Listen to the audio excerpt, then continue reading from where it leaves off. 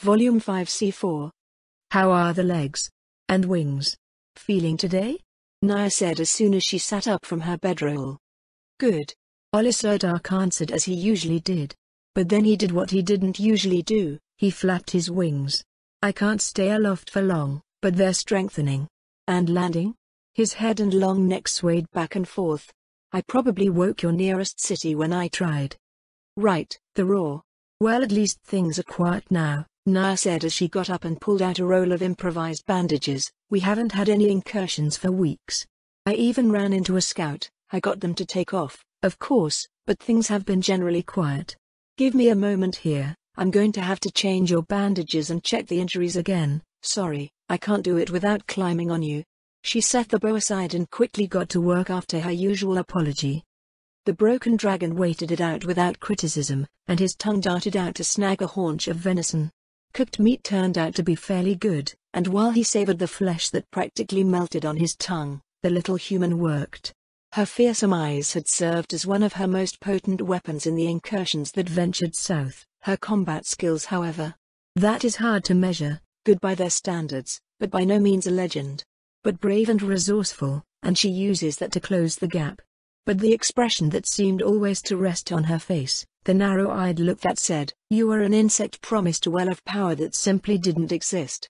And so those survivors, the children, and the badly wounded which she allowed to go back home, always carried the tail of the dragon and the archer with them.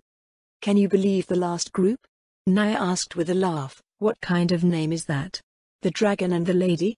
At least you're identified correctly. I like the dragon and the archer better. Are you not a female? I thought only the women of your race had breasts.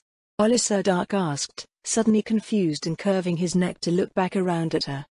It was no coincidence, he was sure, when Naya tapped the leg a little too hard and made him wince. However, she laughed it off. You're right, but nobody in my entire life has called me a lady, and I'm considered repulsive, so I prefer to think of what I do rather than what I was born as. Dark wasn't always clear on inflections, but having heard the bitterness in his son's voice, he recognized it now in the one nursing him back to health. But to him it didn't make sense. You're repulsive? He looked her up and down in a fresh appraisal. Other than your eyes, you could be like most any other human as far as I know. Naya nodded. That's the point. These, she pointed at her eyes with her fore and middle fingers, are considered ugly. Human men don't consider murderous expressions to be attractive. Not even in a job centered around slaughter. She snorted, go figure. Dark let the matter drop and there was silence while she tended to his wounds, and then she hopped off. I still can't believe it though, who brings their people south? Just to ask for one duel? I got absurdly lucky that the stone spitter had an oversized mouth for me to put an arrow through. Clever. The dragon acknowledged. Everything has a weak spot, you just have to know what it is, and that's part of the job out here. Reading, writing, people don't sing songs about literacy, but it is far more important than anyone thinks. All the wealth you dragons like, is made possible by the keeping of records and the writing of reports. Gold isn't mined from the ground, but from ink and paper. Naya remarked in passing and dusted off her hands. By the way, Naya began as she started up a small fire and set herself to making a little pot of stew. Assuming you don't plan on eating me after you're healed, she looked up at the dragon whose head loomed over her. What's next, after you're better, I mean? Dark growled, you are too short to make a morsel, let alone a meal, plus you bathe too little out here to taste good, and I'm sure you'd give me indigestion. Have no fear, I have no plans on eating you. The dragon reassured her, and at that the blonde human blushed a little. He wasn't about to say he was grateful, or that he'd come to like the brash, brave little archer, but he made his point nonetheless. I don't know. My home is gone, my clan is dead, the demon emperor has likely claimed the whole mountain by now. I can find another range, another female to mate with, I pin her, we copulate, and I begin again. The dragon said with some discontent. One day perhaps we take the whole range as a united people. Unity is a source of strength. Naya responded quietly, said the exile. She laughed at herself and stirred the fire, sending sparks abound. What of you? The dragon asked in his low, rumbling voice. She shrugged. This kind of scouting job goes for several months at a time, you'll be well healed before it ends, so I say goodbye to you, Keep roaming the wilds until my time is up, hope I survive, and go back to my people.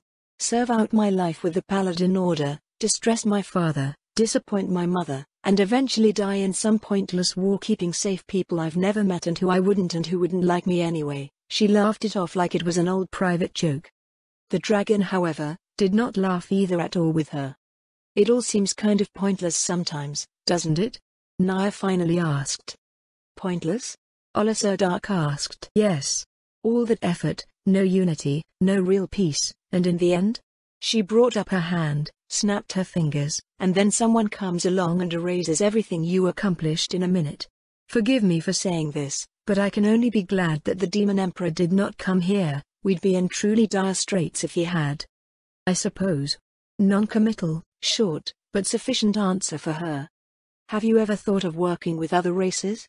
Naya asked tentatively. "I had Quagga servants, little furry things, intelligent but primitive, weak. They were essentially slaves, kept because they had some uses," the dragon replied. "Oh," Naya scratched her head and looked down at the ground. "I've never seen that practice, but slavery doesn't sound that bad. Somebody takes care of everything for you, gives you food, clothing, shelter, and you just have to do normal work, do as you're told, that you'd do for too little to live on otherwise? It's like normal work but safer." "Clearly you haven't seen it before."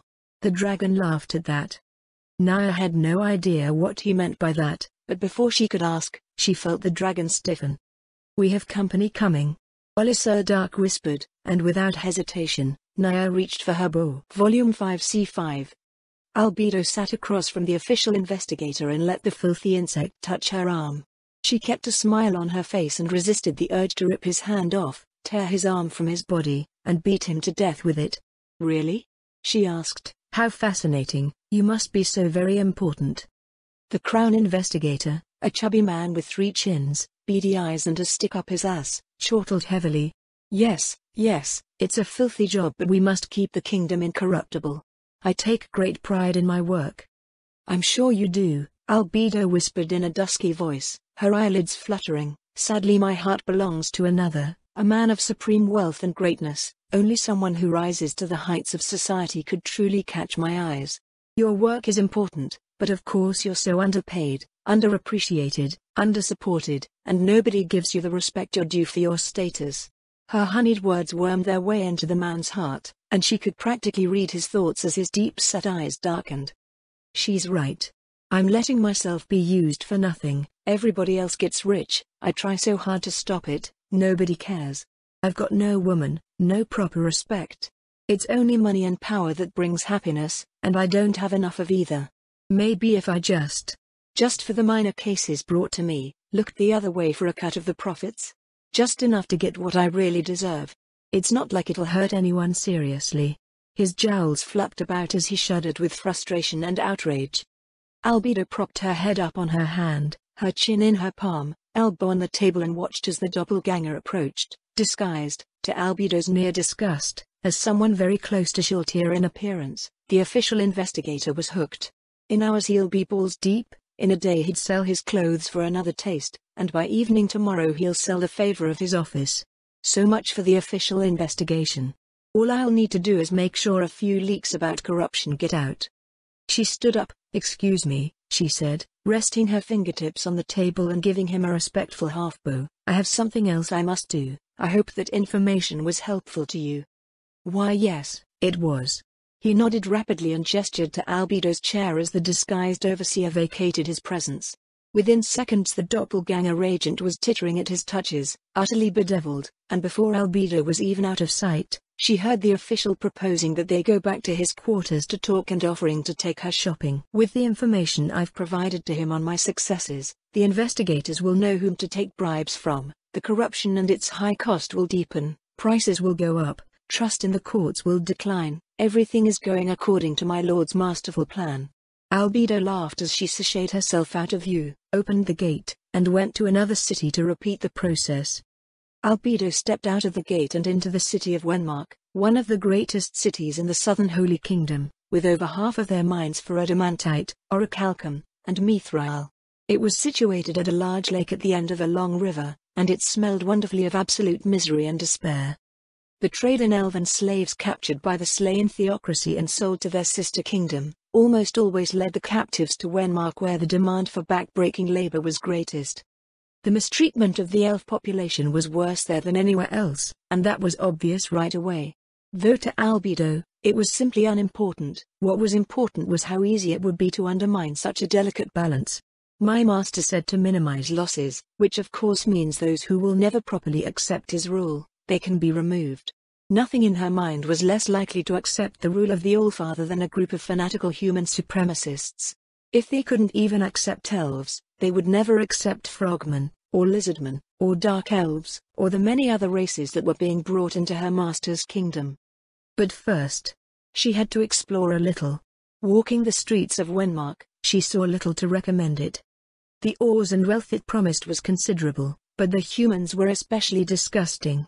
She watched as they swaggered around sneering at barely dressed elven slaves who walked bowed or chained, menial laborers taunted them, and, at lewd hotels, elven prostitutes hawked their masters' wares from the bedroom windows where they plied the trade they were sold into. It was the cleanest human city Albedo had yet to see. It had the most wonderful scent of despair, misery, and vice that a succubus could ask for. And yet as her feet clicked over the stone, she could not have felt more disgusted with it all. A crisis or two would be all she needed to bring things to a head, and then it would not be long before. Yes, my lord, my love, you will join me again. How I long for you. Ache for you. To show you. To shower you with my affection. If I can only show you. We'll be so happy. Albedo barely noticed where she was walking while she thought, until she found herself in front of what amounted to human luxury, a place called the Golden Roan. I suppose I need a hotel while I'm here. This will do. Albedo mused and looked her reflection over in the glass. Her high-class outfit was of woven green and golden silk threads, practical for walking or riding. Her shoes were boots that came up to the tops of her calves. Her shoulders had a simple crimson cape pinned into place for use in ill weather. Even at a glance, she screamed money.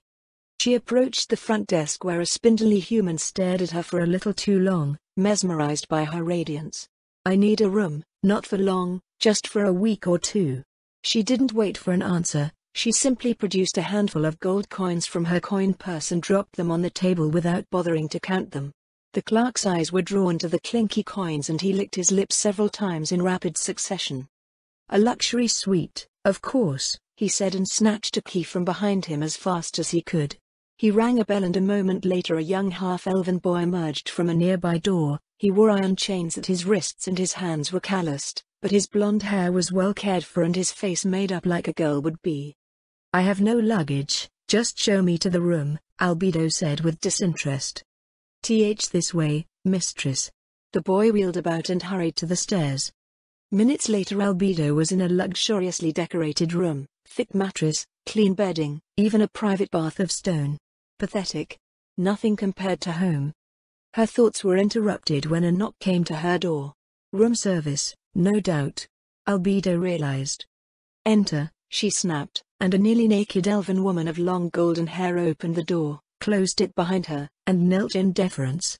Mistress, my name is Ileana, the elf designated for the services of this room. Tell me how to please you. Oh, how convenient, they've provided me with a source of information. Albedo thought with a tiny smile on her ruby lips. Her human guise was quite beautiful to behold, and it clearly threw the elf girl off a little, causing the blue-eyed thing to sneak quick glances at her latest guest. Albedo's succubus pheromones wafted over the slave, fogging her mind and confusing her senses, setting her both more at ease than ever, and also more anxious, all at the same moment. You can tell me everything I want to know, slave, that is what you can do, Albedo said with a little laugh and sat down on the edge of the bed in reach of the female elf. She put a hand on the woman's cheek, drifting it under the chin, and tilting her face upward. Tell me everything. And then I will be pleased, and if you're good, you will be too, I think. Volume 5c6. Humans? Naya guessed. Olisar Dark let out a low growl. Yes. It's not time for my relief yet, that's for sure. But then again, or rather we have been very successful. They could be coming to investigate. Naya frowned very deeply. Victims of success, how ironic. I'd better go meet them. She put her bow over her back and then a hand over Olisar Dark's scales. You're not ready to fight yet. I'll go out, confirm that I'm fine, just really lucky, and send them off for the next few months. If they see you. Naya let that statement hang. I'm sure I can handle a few paladins. Olisar Dark laughed a little at the idea of it being difficult at all. No, if this is a team coming out into the wilderness. Gods above, I can't lie to you. Naya rolled her eyes. Listen to me, I told you months ago, me coming here was a suicide mission. I'm still alive, and I'm sure they know of it. Nobody else would come out this way except in force. That means higher than average paladins. And those will kill you on sight. Most might not be strong enough to do that individually even if you're weakened, but as a group? Ants can kill a lion if the lion can't properly fight back. It's fine. Olisar Dark replied, just go get rid of them. I'll try, Naya said emphatically, but if they come closer than your breath's greatest distance, fly away out of sight. Olisar Dark hesitated. I spent too much time taking care of your scaly ass to see you die. All right, Naya said with a half-bitter laugh, I haven't had even one real friend in my entire life, and you're the first one I'd have the arrogance to apply that title to. I'd rather not be responsible for getting you killed. Naya patted the scales again, her narrow eyes transfixed up at the face of the frost dragon. Olisar Dark was quite still, unsure of what to say, think, or do. He gave his head a slow and steady nod. I can fly well enough to escape them, I'm sure. Good. Then I'll go out. See you soon, Olisar Dark. Naya winked up at him, gave a fragile smile, and ventured out of their clearing and into the woods again. She began at a slow walk, then a jog, and then a dead sprint, disappearing almost soundlessly into the shadows and quickly moving out of sight, sound, and before long, her smell was gone. Naya rolled her eyes as she jumped, snagged the tree limb with both hands and pulled herself up to the top. Dad was right, I should have become a ranger. She laughed to herself and jumped from limb to limb, seeing the paladins in the distance. She almost had to laugh at them. Clumsy idiots, all that heavy armor in the wilderness. Sure you can stop bowshot, but you might as well shout here I am. The archer took a slow and steady breath. Catching them off guard was dangerous, but also for the best. The more they believed she could do this on her own, the less likely they were to investigate. So she made her way around them. Their stupid swords were out and hacking their way through to make paths that would lead people right to them. Just why this was considered a suicide mission began to make perfect sense to her. They're treating it like fighting in the open. Any half-decent demi-human scouting party could follow their trails and finish them off. She drew her bow when she caught sight of their backs, nocked an arrow, and putting power into her shot, she loosed and let it strike the ground in front of them. The ground erupted in a hail of dust, clods of earth, and rocks that peppered the party of paladins. There were 24 of them, and even at a glance most of them would have been easy prey. Stop right there and identify yourselves. Naya barked authoritatively from her position in the distant tree. I am Naya Baraha, huntress and scout for this region. Nobody is supposed to be here for months. Explain yourselves. The paladins were waving their hands, coughing and hacking up the dust, wiping the dirt off. A few had scratches on exposed faces from the flying rocks, but the more combat-ready among them quickly whirled on their feet. Among them a voice identified herself. I am Remedios Custodio, head of the order, and you will present yourself, squire, Remedios shouted in outrage, wiping dirt from her face. Naya felt her blood run cold and hot at the same time. Remedios. I know that name. She had to doubt it. Remedios Custodio? She shouted well out of view. Why would she be here over one little squire, and with this many paladins? Let alone inept ones. That got them mad. Inept? How dare you, squire? Don't you see our uniforms? Uniforms can be faked. For all I know you took them off paladins you killed, and nobody has given the passphrase yet. The next one to speak without giving me that, gets an arrow in the throat, Naya shouted back. Remedios blustered, her face turned red. How dare this little... She was about to start screaming in outrage before a hand came to her shoulder. Mom, she's right, he whispered. 3 seconds, and then I start picking you off, and I know these woods better than you, Naya shouted. Dawn's hope, Gustavo shouted into the woods. Naya was silent. Okay, they're legitimate. She admitted and put away her arrow. All right, I'm coming out, she shouted and hopped down from a different direction than they were facing a few seconds later. The lot of them whirled, startled and dismayed as the little blonde squire landed silently among the greenery. She rendered a sharp salute with her hand over her chest. "You're all here very early, and far more of you than there should be." "Why?" she asked with dismay. Remedios stalked over to Naya and looked down at her with vicious anger. "You insubordinate little bitch, do you have any idea what you just did?" Naya nodded and looked up at the woman. "I protected my assigned territory from interlopers. Bandits exist and hide out here, and sometimes demi-humans. I'm just following orders, Mom. I'm sorry if I upset you, but I had no way to know it was you. And your inept commentary, Squire?" Remedios snarled down at her. Naya pointed to the trail. "You led me right to you, an obvious trail, plus you're all in full armor, it's very noisy, and it stinks of oil and sweat. Plus your clothing is all bright steel and white." Naya touched her improvised material.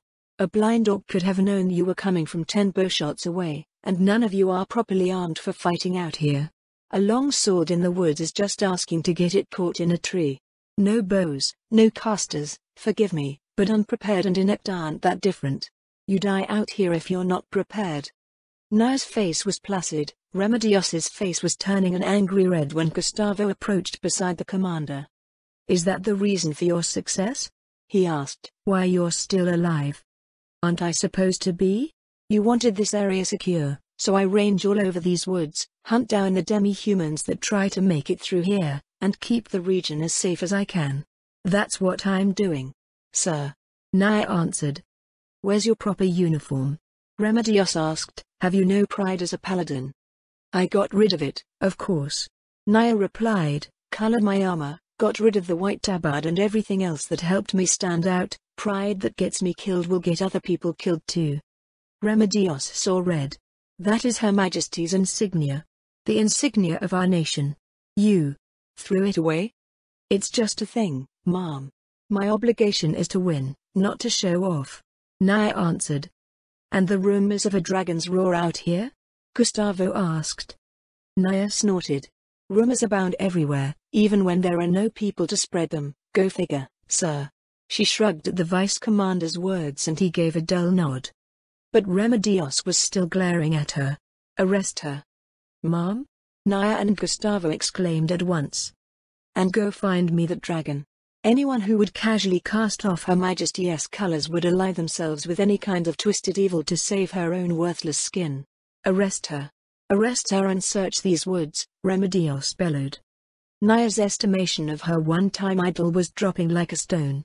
2 paladins approached, and grabbed Naya's arms. She didn't resist, but she looked at the commander with disbelief. "I'm protecting my country." "You can't do this," Naya shouted and shook in their grip. "If you were sent out here, you couldn't be trusted and we were better off without you. If you're still alive, you must be working with the demi-humans, and if there's a dragon, I'll bet you're with that too. I know about you, Squire, soft onto me trash, letting evil live. Of course you'd strike a deal to save your own skin," she hissed with contempt. "I'm protecting my country.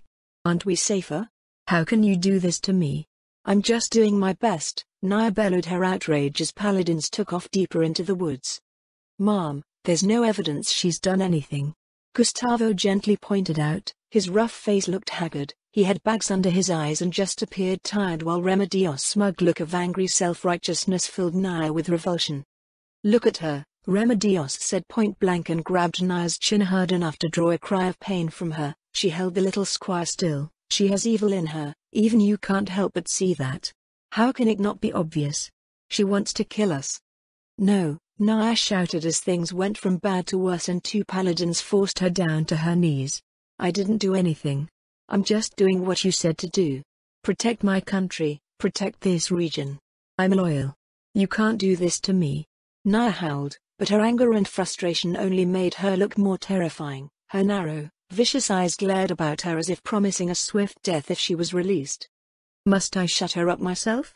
Remedios snapped, and backhanded the squire with a mailed fist, knocking Naya clean out of the grip of the pair holding her down. Naya began to lose consciousness, and in the distance, heard a dragon's roar. Then out of the corner of her eye, she saw the beating wings of her friend in flight.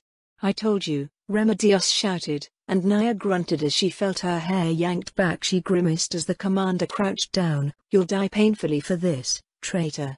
You should have hanged for ever letting demi-humans go. But working with a great predator of humanity like a dragon? We might just resurrect you just to hang you twice. Remedios hissed and smacked Naya's face again, sending the squire entirely into unconsciousness while Olisar Dark flew to safety. Volume 5 C7. Albedo sat primly on the bed while the kneeling elf told the guardian overseer everything. Had Albedo not disguised her demonic nature with magic, her wings would have been fluttering with excitement. The elven woman was beautiful as a statue carved with beauty itself in mind, a perfect representation of elven beauty at its greatest height, with almond eyes of bright blue, golden hair that hung to her waist, the pale skin of one who lived indoors and seldom saw the sun. It was a little different than the normal wood elf-like tan, but was easily explained by her occupation.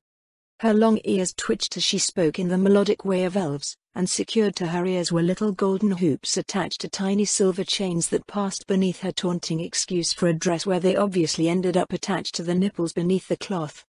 At the very least the demon woman had to admire the human's taste in enticing clothing. She made mental notes to have something similar fashioned for herself, but her chief focus was on the matter at hand.